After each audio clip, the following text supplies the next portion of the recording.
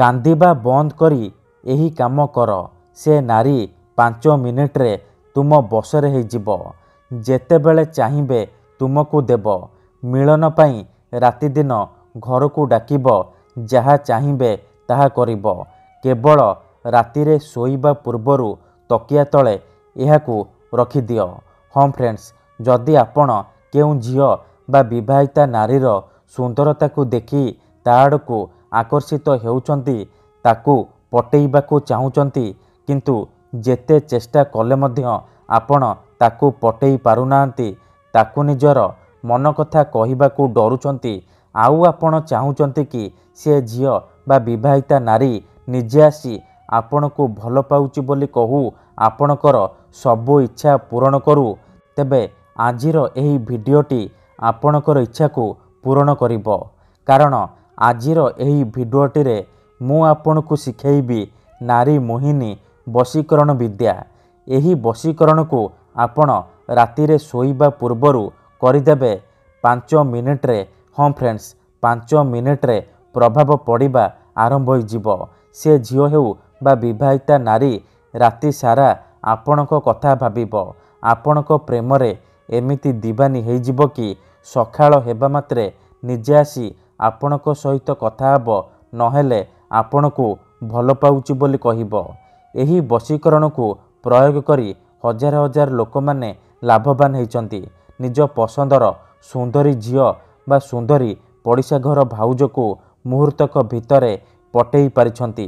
ताकू निज बसरे करी ताठारू निजर मन मुताबक काम हासिल करि पारिछंती। तेणु आपण भी मात्र गोटिए थर मो कथा मानी तकिया तले एहाकू रखंतु। तापर देखिबे चमत्कार किपरि से झियो बा विवाहिता नारी आपणक आड़कू आकर्षित हेबाकू लागिबो। नमस्कार फ्रेंड्स, ओडिया फंडा चैनल को आपण मानकू स्वागत।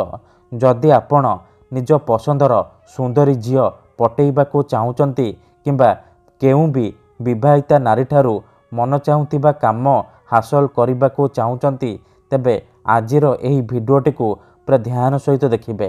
कारण आजिर एही भिडियोटी रे मु आपनकू शिखेइबी मोहिनी वशीकरण विद्या, जार प्रयोग रे आपण केउ भी झियो बा विवाहिता नारी को मुहूर्तक भितरे पटेई पारिबे।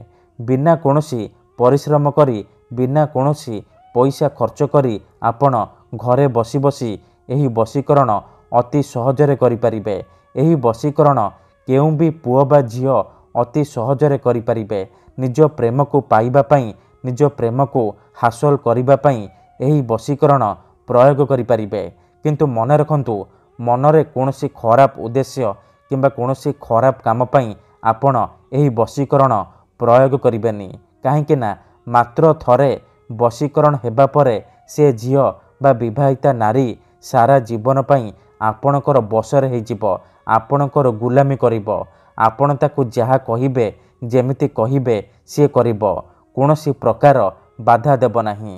एही वशीकरण साहाय्य आपण सासू नणंद दियर भाउज काहाकू भी निज बसरे करि पारिबे। ताकू पटेई ताठारू निजर मन मुताबक काम हासिल करि पारिबे। ठीक अछि, तेबे चलंतु जानिबा एही वशीकरण आपण किपरि करिबे। ता पूर्वरु मोर आपण मानकू अनुरोध कि जदि आपण आम चैनल को नुआ आसीचंती, तेबे दया करी चैनल को सब्सक्राइब करी पाखरे थिबा बेल आइकन को मध्य दबाई दियंतु, जहा द्वारा आमे जेउ भी वीडियो अपलोड करिबु सर्वप्रथमे आपण देखि परिबे। मन रखंतु, एही वशीकरण आपण जेबे भी करिबे मनरे संपूर्ण विश्वास, निष्ठा आउ एकाग्रतार सहित करिबे, नहेले आपणकर वशीकरण काम करिबनी। परे आपण कमेंट करिबे, गुरुजी आपणकर वशीकरण काम करूनी। देखंतु, मंत्र तंत्र जंत्र वशीकरण ये एमिति सेमिति काम करेनी। मनरे संपूर्ण विश्वास, निष्ठा आउ एकाग्रतार सहित आपणकू एही वशीकरण करिबाकू पड़िबो। मंत्र ठीक से पढ़िबाकू पड़िबो। मु आपणकू जेमिति शिखेइबी आपणकू ठीक सेहीपरि करिबाकू पड़िबो।